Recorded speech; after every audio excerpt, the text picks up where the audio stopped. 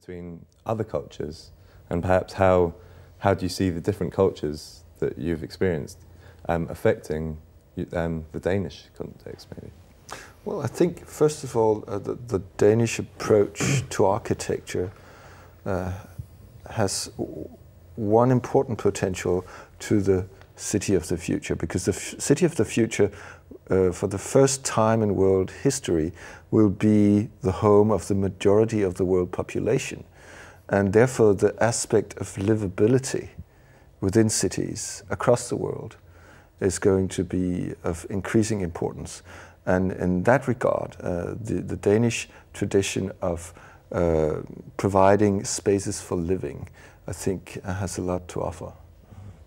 Well, I think also that as we become more and more concerned with sustainability, these environmental aspects, the Danish or the Nordic model becomes very, very appropriate. The Nordic countries historically have had to make the best of limited resources. Part of the design tradition is very much about that almost noble poverty of doing that, and that's very appropriate to what we need to do in a wider international sense to meet the challenges that we face now. Do you see that being possibly reflected in other areas within the world which also have limited means, or maybe more limited means, but being able to create this richness within? But I think that should be the ambition, to create quality out of the resources that one has, to use them effectively, efficiently, to make sure that you do it with a quality that will ensure that they last, so the energy you put into making things, whether it's a building or a design object, is not then immediately discarded and replaced by something else. We need to move towards using things effectively and in a long-term approach.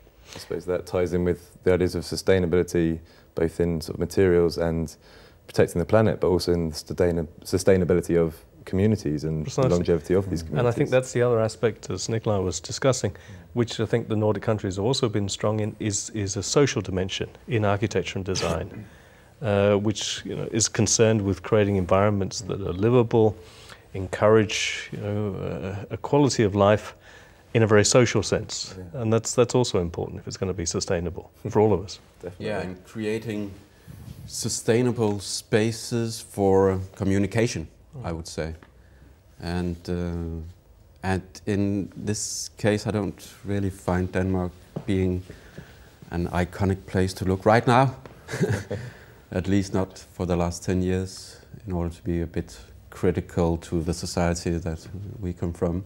I think that the openness that has always been a brand mark for Denmark, if you look at it historically, has sort of closed down during the last 10 years.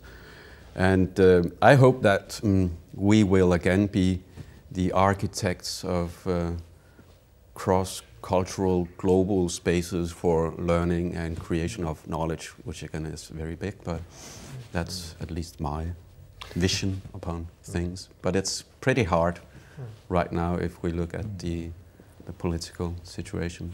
I suppose you have to take the larger context, don't you, and these larger questions, and then try to understand them in smaller parts, but as still part of that, of the whole. Well, luckily this contraction which takes place within politics is not dominant within the architectural world. And I think one aspect of our increasingly globalized world is that architectural offices in Denmark, as anywhere else, are increasingly engaging in projects abroad. And from talking to leading architects from Danish architectural offices operating internationally, I have the impression that what Danish architects have to offer to the world is not as much a particular style of architecture or conceptual approach to architecture in terms of the actual buildings, as much as it's about a certain empathetic approach to that particular locale where you operate, where you there's a strong tradition in Danish architecture to try to engage with the local context and to understand it in terms of geography, climate, culturally, economically, etc., so as to be able to offer something in terms of architecture which relates on all these different parameters to that locale, rather than just exporting your own style from back home. The locality is very, very important. Absolutely. Can I just ask, just off that subject now, what are there any contemporary or current architects that you admire? I mean, sort of personally or collectively, as you know, from individually or from that may be heroes within, you know, within your worlds. Well, for me, yeah, my personal heroes among architects would be little known, because those are the everyday heroes, so to speak. Those who create spaces for living, which not only offers like a roof over your head, but also adds something which is which speaks to you as a human, which sort of adds a spiritual value to your life, as well as to the everyday functions that take place within those architectural spaces. And this is a very phenomenological approach to architecture, which is not very much about images and about, you know, branding or putting your mark as an architect onto the surface of this globe. It's very much the everyday architect. Absolutely. Doing the parts for people. Yeah. Would you agree? I totally agree upon that. I couldn't figure.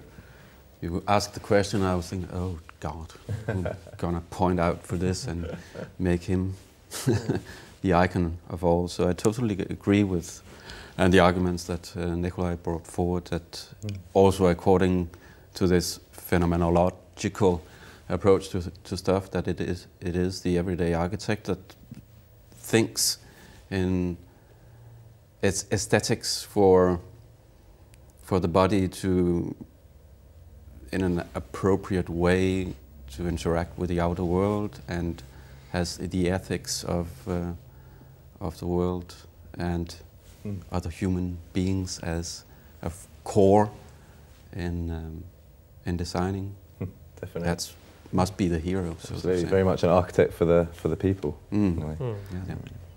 There was an architect a couple of weeks ago, an Australian architect, Richard Le Plastrier, that was awarded one of Denmark's top architectural prizes for his work with environmentally concerned architecture.